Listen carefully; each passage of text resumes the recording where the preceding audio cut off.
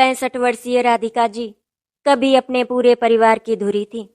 उनके 2 बेटे थे, बड़ा बेटा कार्तिक, छोटा बेटा मोहन। दोनों की शादियां हो चुकी हैं। बड़ी बहू सीमा नौकरी करती है और छोटी बहू दीपिका गृहिणी है।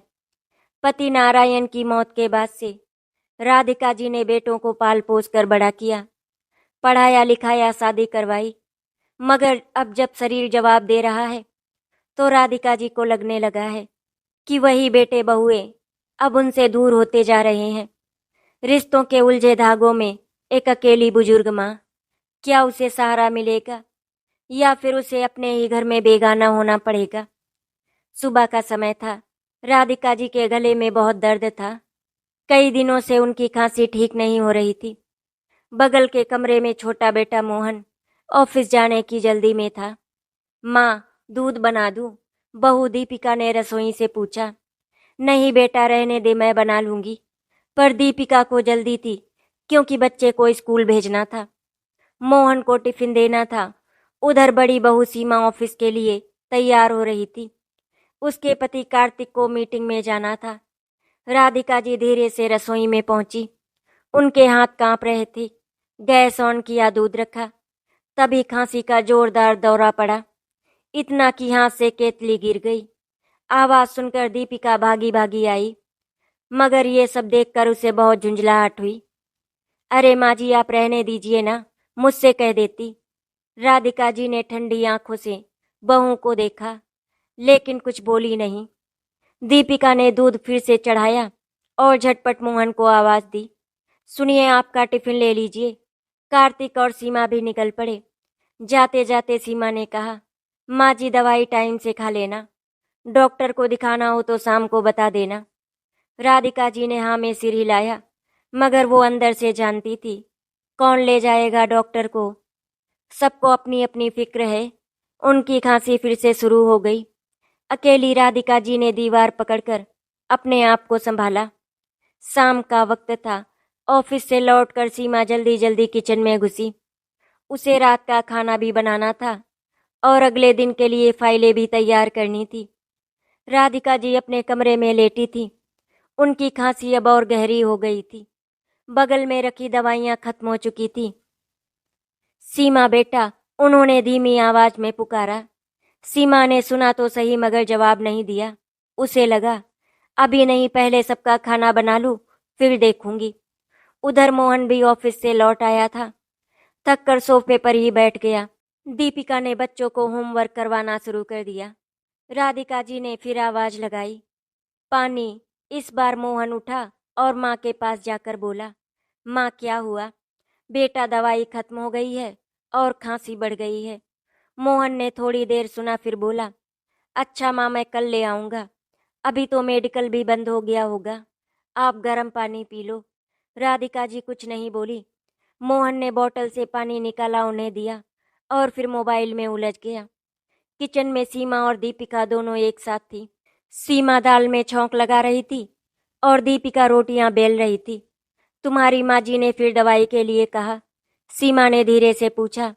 दीपिका ने रोटी बेलते हुए कहा, हाँ दीदी, उनकी खांसी बढ़ गई है। सीमा ने छौंक गिराया, फिर धीरे से बोली, देखो दीपिका, मुझे तो सुबह ही ऑफिस निकलना होता है। कार्तिक भी परेशान रहता है, मोहन को ही देखना पड़ेगा। तुम ही समझाओ उसे, माँ जी को हॉस्पिटल ले जाने का टाइम ही नहीं मिल पाता। दीपिका थोड़ी झिझकी, दीदी आप सही कह रही हो, मैं कहूँगी मोहन से। सीमा ने सिर हिलाया, पर उसके मन में खटास थी। कहाँ तक कोई झेले, घर भी चलाना है, ऑफिस भी और माँ जी की देखभाल भी। रात को सब खाना खा चुके थे। राधिका जी के लिए थाली लेकर दीपिका गई।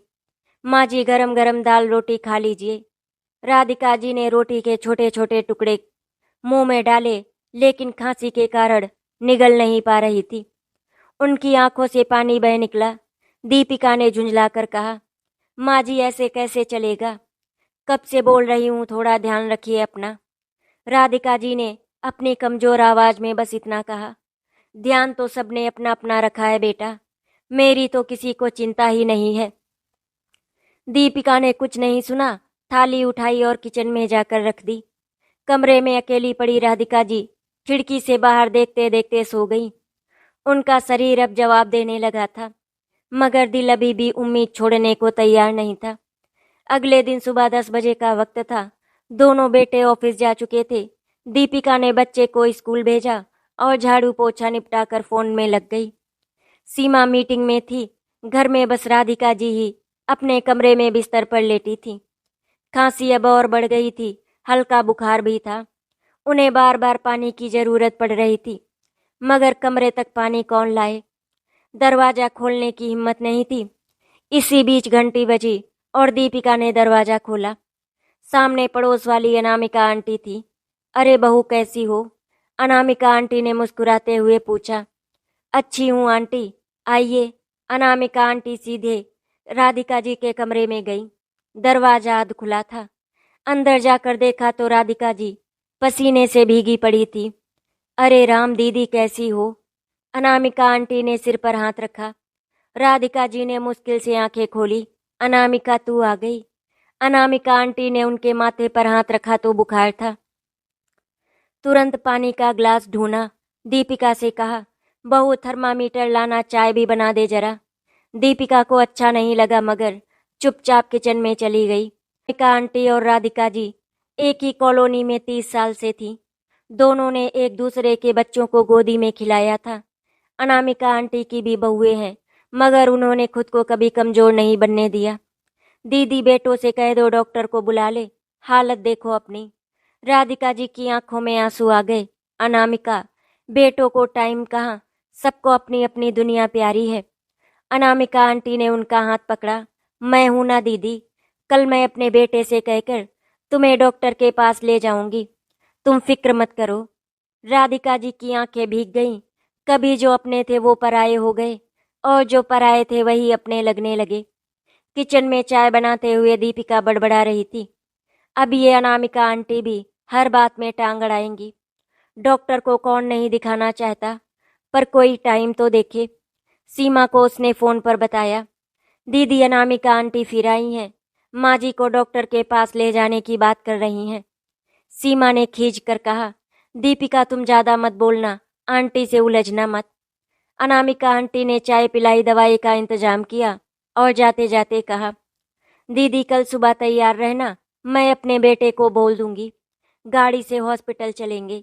राधिका जी ने हौले से उनका हाथ पकड़ लिया। अनामिका, तू ना होती तो। अनामिका आंटी ने सिर थपथपाया। दीदी कभी अकेली मत समझना खुद को। सुबह 8 बजे अनामिका आंटी अपने बेटे विकास के साथ कार लेकर आईं। राधिका जी की हालत अब और बिगड़ चुकी थी। रात भर खांसी और बुखार ने उन्हें बहुत कमजोर कर दिया था। दीपिका ने दरवाजा खोला। अनामिका आंटी को देखकर बस इतना कहा, आंटी आप ही देख लो, मैं तो बच्चे को स्कूल छोड़ने जा रही हूँ। सीमा पहले ही ऑफिस निकल चुकी थी। कार्तिक और मोहन को अनामिका आंटी ने फोन कर दिया था, मगर दोनों ने वही कहा, आंटी आप ले जाइए, हम ऑफिस में फंसे हैं, बाद में हॉस्पिटल आ जाएंगे। विकास ने राधिका जी को गाड़ी में बिठाया। अनामिका आंटी ने उनका सिर अपनी गोद में रखा। रास्ते भर राधिका जी की आंखें बंद थी। दीदी हिम्मत रखो, सब ठीक होगा। अनामिका आंटी ने धीरे से कहा। हॉस्पिटल में डॉक्टर ने जांच की, एक्सरे, ब्लड टेस्ट सब करवाए। डॉक्टर ने गंभीर आवाज में कहा, उम्र ज्यादा है, इम्यूनिटी बहुत कमजोर है, भर्ती करना पड़ेगा। अनामिका आंटी ने विकास को इशारा किया। एडमिशन का फॉर्म भरा, पेमेंट किया, सब कुछ अपने दम पर। बेटों को फिर फोन किया। कार्तिक ने कहा, आंटी मैं शाम को आता हूँ, मीटिंग है अभी। मोहन ने भी वही जवाब दिया। अस्पताल के वार्ड में राधिका जी ऑक्सीजन मास्क लगाए लेटी थी, हाथ में सलाइन चढ़ी थी। पास में कुर्सी पर बैठी अनामिका आंटी बार बार उनका माथा सहला रही थी। दीदी, बेटों को चिंता तो है ना? राधिका जी ने बड़ी मुश्किल से आंखें खोली। सबको अपनी अपनी जिंदगी प्यारी है अनामिका। जब जवान थे तो मैं उनके पीछे पीछे भागती थी, आज मैं पीछे छूट गई। अनामिका आंटी की आंखें भीग गईं। उन्होंने अपनी साड़ी के पल्लू से राधिका जी के माथे का पसीना पोंछा। शाम को कार्तिक और मोहन दोनों आए। दोनों की शक्ल पर झुंझलाहट थी। कार्तिक ने धीरे से कहा, आंटी आपको तकलीफ हुई, पर हमें बताकर क्या फायदा? दफ्तर से छुट्टी लेनी पड़ी। अनामिका आंटी ने कड़वी मुस्कान दी। किस लिए छुट्टी लोगे? जब माँ पर बोझ बन जाए बीमारी तो वक्त निकालना पड़ता है। मोहन ने भी विकास से फीस के बिल लिए। फिर आपस में खुसुर फुसुर करने लगे। ये सब खर्चा कहाँ से आएगा? अनामिका आंटी ने सुन लिया। वो उठी और बोली, तुम दोनों के लिए माँ बोझ बन गई है, शर्म करो। दोनों बेटे चुप हो गए। राधिका जी बेहोशी में थी, मगर उनकी आंखों के कोने से एक आंसू लुढ़क गया। अस्पताल में तीसरा दिन था। राधिका जी का बुखार कम होने का नाम ही नहीं ले रहा था। डॉक्टर ने एंटीबायोटिक बदली, खर्चा और बढ़ गया। कार्तिक ने मोहन को कॉरिडोर में बुलाया। देख मोहन, अब तक के बिल 4,000 के ऊपर के हो गए। डॉक्टर ने कहा है और 3-4 दिन रुकना पड़ सकता है। तू भी कुछ पैसे दे। मोहन चिढ़ गया। भैया, मेरी सैलरी में घर चलाना मुश्किल है। बच्चे की स्कूल फीस भी बाकी है। सारा बोझ मुझ पर क्यों डाल रहे हो? कार्तिक झुंझलाया। मतलब सब मुझ पर? अरे माँ तो हम दोनों की है। पास खड़ी अनामिका आंटी सब सुन रही थी। उन्होंने बीच में कहा, बेटा माँ का हिसाब किताब मत करो। जब तुम लोग छोटे थे तो इन्होंने कभी खर्चा बांट कर नहीं देखा। अब तुम लोग पैसे गिन रहे हो। कार्तिक और मोहन चुपचाप सिर झुकाकर खड़े हो गए। उन्हें कोई जवाब नहीं सूझा। इधर घर में सीमा और दीपिका में खींचतान शुरू हो गई थी। सीमा ऑफिस से आई तो देखा दीपिका आराम से टीवी देख रही थी। दीपिका, तुम्हें कुछ चिंता है सासू माँ की? मैं ऑफिस से लौटकर भी फोन कर करके सब देख रही हूँ। दीपिका ने तीखा जवाब दिया। दीदी, मैं क्या करूँ? बच्चे को भी देखना होता है। मोहन जी खुद देखेंगे अपनी माँ को। मुझे मत बोलो हर बात पर। सीमा भड़क गई। मतलब मैं ही सब करूँ? तुम्हारी सासू माँ नहीं है क्या? दीपिका ने मुंह बिचकाया। दीदी, बातें बनाना आसान है। आप खुद हॉस्पिटल में रुकी हो कभी? दोनों के बीच कहासुनी इतनी बढ़ गई कि पास के कमरे में खेलने वाला दीपिका का बेटा डर के मारे रोने लगा। अस्पताल में राधिका जी की हालत और नाजुक हो रही थी। ऑक्सीजन बढ़ानी पड़ी। डॉक्टर ने कार्तिक को बुलाया। इनको आईसीयू में शिफ्ट करना होगा। खर्चा थोड़ा ज़्यादा होगा पर जरूरी है। कार्तिक ने फिर मोहन को कॉल किया। अब आईसीयू की बात कर रहा है डॉक्टर, तू देख ले क्या करना है। मोहन ने चुपचाप कहा, भैया अनामिका आंटी से ही कहो, वही सब कर रही हैं। कार्तिक को समझ नहीं आया। शर्म भी आई मगर वो क्या कर पाता। मजबूरी में अनामिका आंटी फिर आगे आईं। उन्होंने अपने बेटे विकास को फोन किया। बेटा, कुछ और पैसे देने पड़ेंगे, मैं संभाल लूंगी। तुम्हारे पापा होते तो कभी ऐसी नौबत नहीं आती। विकास ने कहा, माँ आप चिंता मत करो, मैं सब देख लूंगा। आईसीयू में शिफ्ट होते वक्त राधिका जी को थोड़ी देर होश आया। उन्होंने अनामिका आंटी का हाथ पकड़ा।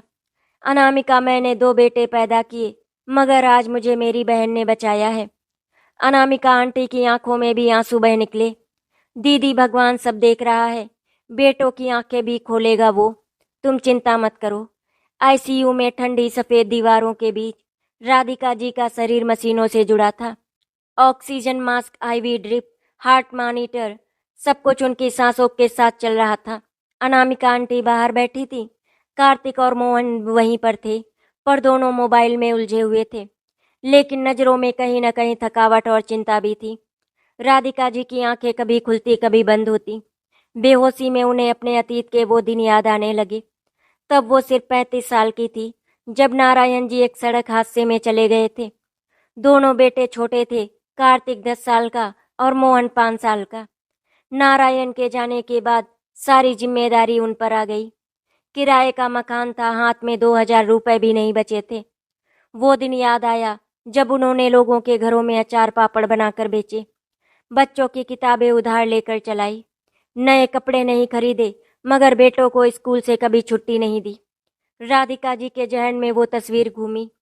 5 साल का मोहन उनके आंचल में छिपकर बोला करता, माँ पापा कब आएंगे? और वो आंसू रोक कर कहती, पापा तो तारा बन गए बेटा, वो ऊपर से सब देख रहे हैं, हमें मजबूत रहना है। उन्हें याद आया कैसे रात भर छत पर बैठकर बच्चों की पढ़ाई में मदद करती थी। कितना कुछ सहा मगर कभी हार नहीं मानी। आईसीयू के बाहर कार्तिक और मोहन बैठे थे। पहली बार दोनों चुप थे। मोहन बोला, भैया माँ ने हमें कितनी मुश्किल से बड़ा किया होगा ना, पापा के बाद। कार्तिक ने सिर झुकाया क्योंकि उसे याद था कैसे माँ ने उसे कोचिंग कराने के लिए अपने गहने बेचे थे। कार्तिक ने धीरे से कहा, पता नहीं मोहन, हम कब इतने खुदगर्ज हो गए। माँ तो कभी नहीं थकी थी हमारे लिए। मोहन की आंखें भी भर आईं, मगर शब्द नहीं थे। अनामिका आंटी ने दोनों को पास बुलाया। तुम्हें पता है बेटा, जब तुम्हारे पापा गए थे तो इस औरत ने तुम्हें किसी के सामने हाथ फैलाकर बड़ा नहीं किया, अकेले पसीना बहाया। आज जब ये खुद कमजोर पड़ी तो तुमने इन्हें अकेला छोड़ दिया। भगवान सब देख रहा है बेटा, देर हो गई तो पछतावे का कोई मतलब नहीं रहेगा। कार्तिक और मोहन ने एक दूसरे को देखा। दोनों की आंखें झुक गई। अंदर आईसीयू में राधिका जी की बंद पलकों के नीचे से आंसू बह निकला। शायद उन्होंने बेटों की आवाज सुन ली थी, या शायद उन यादों ने एक बार फिर जीने की हिम्मत दे दी थी। अस्पताल के कॉरिडोर में उस रात कार्तिक और मोहन पहली बार अपनी माँ के लिए सच में रुके थे। कार्तिक ने ऑफिस से छुट्टी ली तो मोहन ने दीपिका को फोन करके कहा, मैं आज रात यहीं आईसीयू के बाहर रहूंगा। दीपिका ने फोन पर तीखा जवाब दिया, और मैं घर में क्या करूंगी अकेली? बच्चे को कौन देखेगा, खाना कौन बनाएगा? सब मैं ही करूं। मोहन ने शांत आवाज में कहा, दीपिका आज माँ के पास रहना जरूरी है, तुम खुद देख लो घर। फोन कट गया। दीपिका चुपचाप दीवार घूरती रह गई। उधर सीमा को कार्तिक का मैसेज मिला, आज ऑफिस नहीं आऊंगा, माँ आईसीयू में है, यहीं रहूंगा। सीमा को गुस्सा आया, अब तुम्हें माँ याद आ रही है? ऑफिस के काम कौन देखेगा? ईएमआई कौन भरेगा? उसने गुस्से में दीपिका को फोन किया, दीपिका तुम्हारा भी पति वहीं बैठा है, तुमने कुछ कहा मोहन को? दीपिका ने बेमन से कहा, दीदी वो सुनता कहाँ है मेरी, सारा बोझ मेरे सिर पर डाल दिया, अब मैं क्या करूं? दोनों बहुएं अब एक दूसरे को ही कोसने लगी। घर में जिम्मेदारी बढ़ने पर उनका आपसी गठजोड़ टूटने लगा था।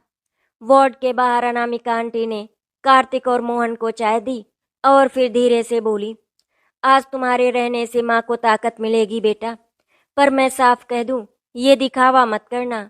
ये अस्पताल के बाहर रात काट लेना आसान है, असली इम्तिहान तब होगा जब माँ को घर ले जाना होगा, सेवा करनी होगी, बिस्तर बदलना होगा, दवाई देना होगा। तब कोई अनामिका आंटी नहीं आएगी, तब तुम दोनों को ही करना होगा। तैयार रहो। कार्तिक ने आंटी के पैर छुए। आंटी आपने सही कहा, अब हम पीछे नहीं हटेंगे। मोहन भी बोला, माँ हमारी है, अब गलती नहीं होगी। अनामिका आंटी की आंखों में थोड़ा सुकून आया, मगर कहीं न कहीं उन्हें पता था उनके इरादे को परखने की असली घड़ी अभी आएगी। अगली सुबह डॉक्टर ने कहा, बीमारी की वजह से बहुत कमजोर हो चुकी हैं, मगर आईसीयू में सुधार दिख रहा है। अगले 2 दिन ही बहुत अहम है। जब कार्तिक माँ के पास बैठा तो राधिका जी ने हल्की आंखें खोली। उसकी उंगली अपने झुर्रीदार हाथ में थामी, बहुत धीमी आवाज में बोली, कार्तिक तू यही है बेटा? कार्तिक की आंखें भर आई। उसने माँ का माथा चूमा, हाँ माँ, अब मैं यही हूँ, कहीं नहीं जाऊंगा। राधिका जी की आंखों में एक कमजोर सी मुस्कान उभरी, जैसे इस टूटते शरीर में एक नई उम्मीद फिर से जाग रही हो। 3 दिन आईसीयू में रहने के बाद अनामिका जी की हालत में थोड़ी स्थिरता आई।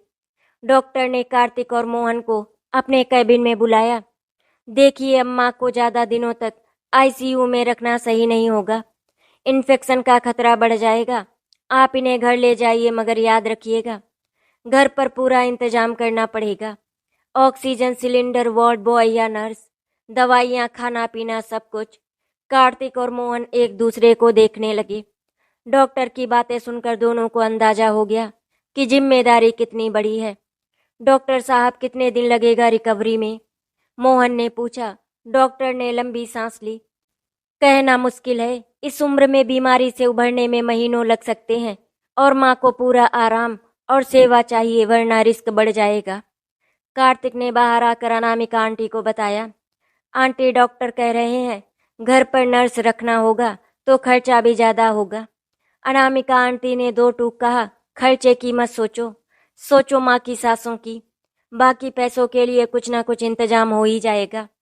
कार्तिक और मोहन ने सिर हिलाया, मगर अंदर से दोनों घबराए हुए थे। शाम को कार्तिक ने सीमा को फोन किया।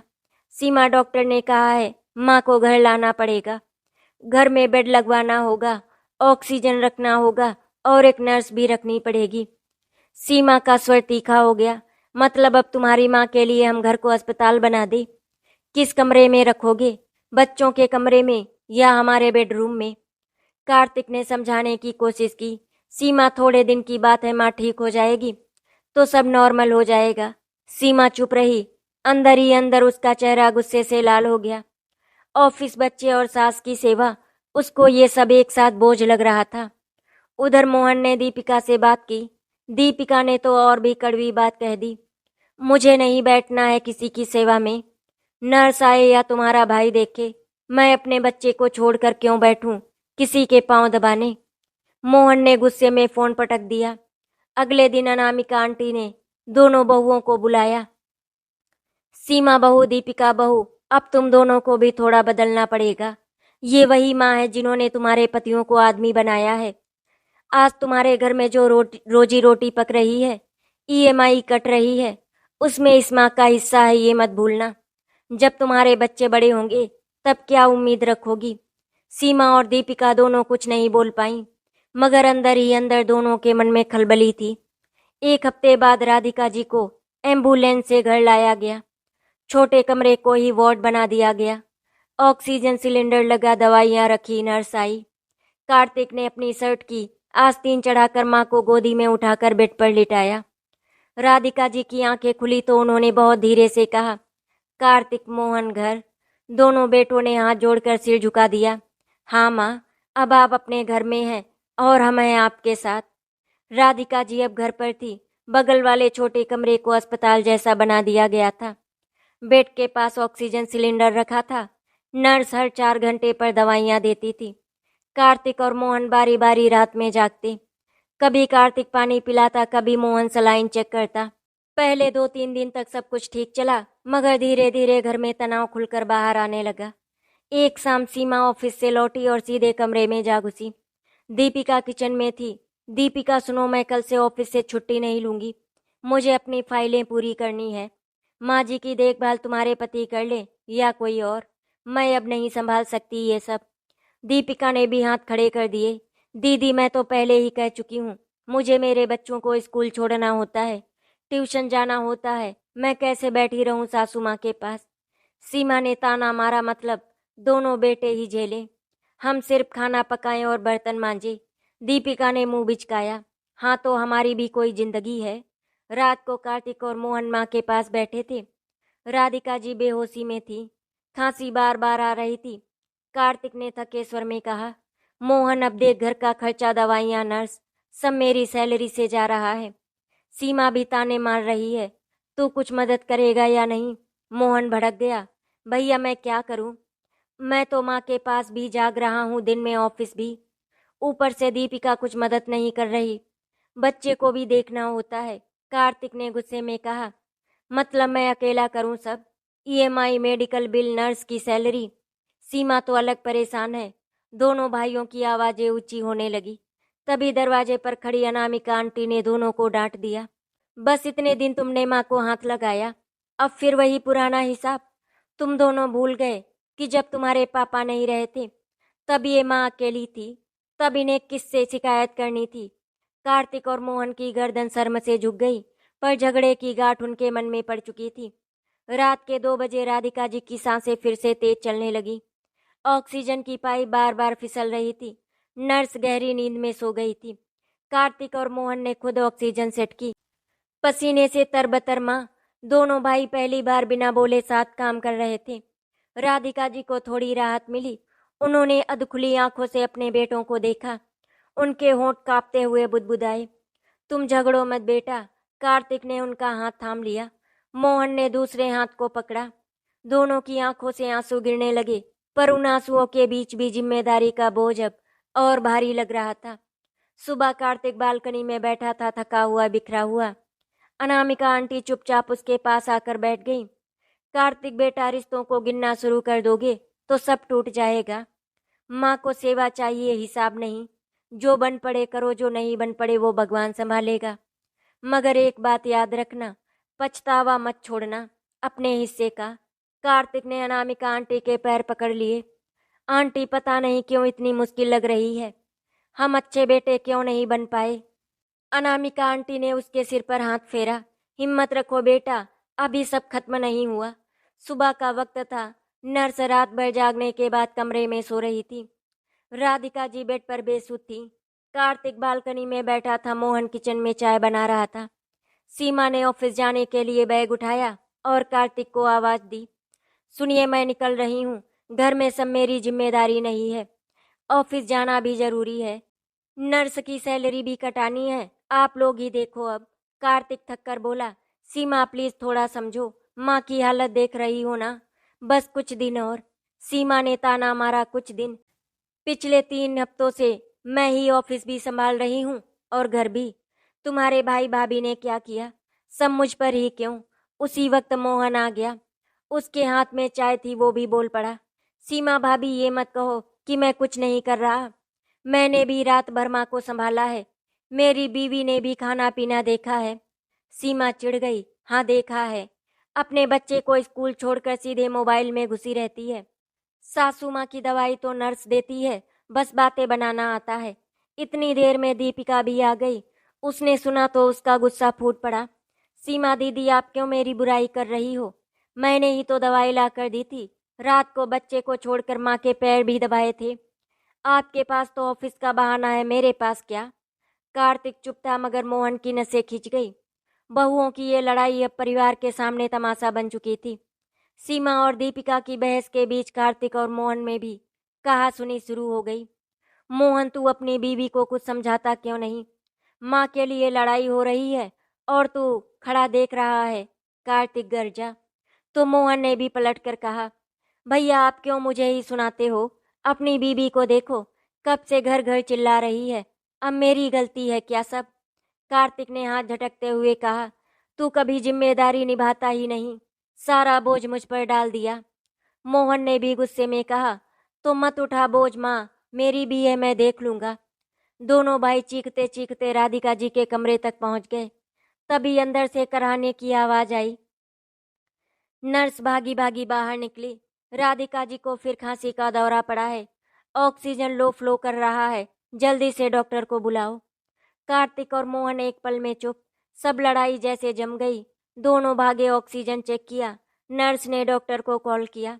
डॉक्टर ने कहा, फिर से अस्पताल लाना पड़ेगा, इस बार हालत और नाजुक है। सीमा और दीपिका सन्न खड़ी थी।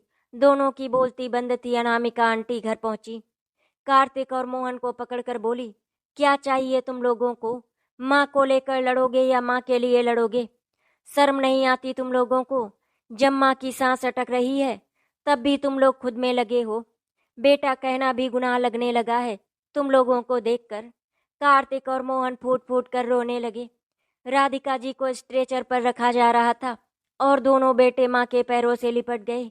माँ, कुछ नहीं होगा माँ। लेकिन राधिका जी की आधी आंखें बंद हो चुकी थी। अब सिर्फ उनमें थकावट थी और थोड़ी सी उम्मीद, जो अनामिका आंटी के हाथों ने थाम रखी थी। रात के 10 बजे का वक्त था। राधिका जी फिर उसी सरकारी अस्पताल के आईसीयू में थी। मशीनों की बीप, ऑक्सीजन की सिसकारी और बाहर कॉरिडोर में बिखरे बेटे कार्तिक और मोहन। डॉक्टर ने बाहर आकर धीरे से कहा, अब बस दुआ ही काम आएगी। इन्फेक्शन फेफड़ों में गहरा है, उम्र ज्यादा है, शरीर बहुत थक गया है। आप लोग पास रहिए। कार्तिक और मोहन एक दूसरे को देख रहे थे। 1 महीना पहले तक जो कभी माँ के कमरे में बैठने को भी वक्त नहीं निकालते थे, आज वही अस्पताल के फर्श पर बैठे थे, एक दूसरे का हाथ पकड़े। सीमा और दीपिका भी वहीं पहुंची। वो बहुएं जो अब तक सास की सेवा को बोझ मानती थी, आईसीयू के बाहर एक दूसरे के पास बैठी थी। सीमा ने बुदबुदा कर कहा, पता नहीं क्यों पर हम मन में डर लग रहा है। कभी सोचा नहीं था कि माँ जी के बिना भी घर रहेगा या नहीं। दीपिका की आंखें भी गीली थी। हमने भी क्या कर लिया दीदी? पति माँ के लिए रोते हैं और हम हमेशा अपना फायदा देखते रहे। पहली बार दोनों ने बिना ताना दिए एक दूसरे को देखा, चुपचाप। अनामिका आंटी आई, उनकी आंखें लाल थी, थकी हुई थी, मगर आवाज में वही हिम्मत थी। बहुओं, अब भी वक्त है, जो कर सको वो कर लो, वरना पछतावे का जहर उम्र भर काटेगा। ये माँ कल ना रही तो ये बेटे भी तुमसे दूर हो जाएंगे। रिश्ते का मोह मत तोड़ो। सीमा और दीपिका ने पहली बार बिना बहस अनामिका आंटी के पांव छुए। उनका गुस्सा, अहंकार सब उस अस्पताल की दीवारों में कहीं घुलने लगा। आईसीयू में राधिका जी को थोड़ी देर के लिए होश आया। उन्होंने धुंधली आंखों से कार्तिक को देखा, फिर मोहन को। होंठ कांपे पर कुछ बोल नहीं सकी, बस हाथ के इशारे से दोनों को पास बुलाया। कार्तिक ने माँ का हाथ पकड़ा और मोहन ने दूसरे हाथ को। दोनों बेटों की आंखों में आंसू गिर रहे थे। राधिका जी ने बहुत धीमे से कहा, मेरे बच्चों, लड़ना मत, हमेशा साथ रहना। इतना बोलकर उनकी आंखें फिर बंद हो गई। मशीनों की बीप अब और धीमी हो गई थी। कार्तिक ने मोहन को गले से लगा लिया। हम माँ को कुछ नहीं होने देंगे, चाहे जो करना पड़े। अब कभी अलग नहीं होंगे भाई। मोहन की हिचकियां फूट गईं। भैया, अम्मा को कुछ मत होने देना, हमने बहुत देर कर दी। सीमा और दीपिका भी दरवाजे पर खड़ी थी। उनकी आंखों से भी आंसू बह रहे थे। उन आंसुओं में पहली बार सच्चा पछतावा था। अनामिका आंटी आईसीयू के बाहर भगवान की मूर्ति के सामने हाथ जोड़कर खड़ी थी। हे भगवान, अब तो इनकी आंखें खोल दी, अब इन्हें मत तोड़ना। इन बच्चों को इनकी माँ लौटा दो। काफी देर तक अनामिका आंटी आंखें बंद किए हुए बुदबुदाती रहीं। उनकी आंखों से भी बूढ़े आंसू लगातार गिरते रहे। आईसीयू के बाहर हल्की बारिश शुरू हो गई थी। अस्पताल की खिड़कियों से छनकर आती रोशनी में कार्तिक, मोहन, सीमा, दीपिका और अनामिका आंटी सब चुप बैठे थे। मशीनों की बीप अब धीमी पड़ने लगी थी। नर्स बाहर आई, उसकी आंखों में चिंता थी। डॉक्टर ने बुलाया है, आप लोग अंदर आइए, राधिका जी बात करना चाहती हैं। आईसीयू में राधिका जी की आंखें आधी खुली थी। उनकी सांसों की डोर बहुत पतली हो गई थी, होंठ सूख चुके थे। उन्होंने बहुत मुश्किल से कार्तिक और मोहन को अपने पास बुलाया। कार्तिक ने उनका हाथ थामा। मोहन ने हथेली को अपनी हथेली में दबा लिया। राधिका जी ने टूटी फूटी आवाज में कहा, कार्तिक, मोहन, साथ रहना, लड़ना मत। बहुओं को भी समझाना, घर जोड़ कर रखना, भगवान देखेगा, सब ठीक होगा। उनकी आवाज थरथराती रही। उन्होंने सीमा और दीपिका को भी इशारे से पास बुलाया। दोनों बहुएं कांपते हुए आगे बढ़ी। राधिका जी ने दीपिका की उंगलियां पकड़ी, फिर सीमा के सिर पर कांपता हाथ रखा। तुम लोग माँ को माफ करना, तुम सब साथ रहना और मेरे बेटों का सहारा बनना। दीपिका और सीमा के आंसू तकिए को भिगोते चले गए। पहली बार दोनों ने उस माँ को सच में अपनी माँ माना, जिसके लिए वो अब तक सिर्फ बोझ ढूंढती थी। राधिका जी की आंखें धीरे धीरे बंद होने लगी। कार्तिक ने माँ की हथेली अपनी आंखों से लगा ली। मोहन ने उनका सिर अपनी गोद में रख लिया। एक लंबी सांस और फिर सब शांत। मशीन की बीप सीधी हो गई और डॉक्टर ने हल्के से सिर हिला दिया। ओवर। सबने देखा, एक औरत जिसने पूरा जीवन अकेले बेटों के लिए लड़कर बिताया, अब हमेशा के लिए चुप हो गई थी। मगर जाते जाते भी वो सबको एक कर गई थी। कार्तिक, मोहन, सीमा, दीपिका सब फूट फूट कर रोने लगे। उसी वक्त अनामिका आंटी ने उन्हें अपने आंचल में समेट लिया। अब मत टूटना बेटा, ये माँ शरीर छोड़ गई है पर आंगन में हमेशा रहेगी, उसे शर्मिंदा मत करना, एक रहना, साथ रहना। कार्तिक ने अनामिका आंटी के पांव पकड़ लिए। आंटी, माँ के बाद आप ही हमारी माँ है, हमें छोड़कर मत जाना, हमें आप ही संभालना। अनामिका आंटी की बूढ़ी आंखों से भी आंसू रुकने का नाम ही नहीं ले रहे थे, मगर उनके चेहरे पर एक सुकून था कि राधिका जी का पूरा घर टूटा नहीं। भले ही वो चली गईं, राधिका जी की मिट्टी उठी। कार्तिक, मोहन, सीमा और दीपिका ने साथ बैठकर पहली बार बिना झगड़े घर की जिम्मेदारियां बांटी। अब सास नहीं थी, लेकिन सबके दिल में उनकी छाया थी। अनामिका आंटी उस घर में रोज आती जाती और उस घर में अब ना कोई ताना सुनाई देता और ना ही झगड़ा। बस पुराने आंगन में एक माँ की तस्वीर के आगे जलता दीपक सब देखता रहता था। एक घर जो टूटते टूटते फिर जुड़ गया था। आशा करती हूँ आपको हमारी कहानी अच्छी लगी होगी। अगर आपको हमारी कहानी अच्छी लगी तो वीडियो को लाइक एंड शेयर करें, चैनल को सब्सक्राइब करें। वीडियो देखने के लिए आपका धन्यवाद।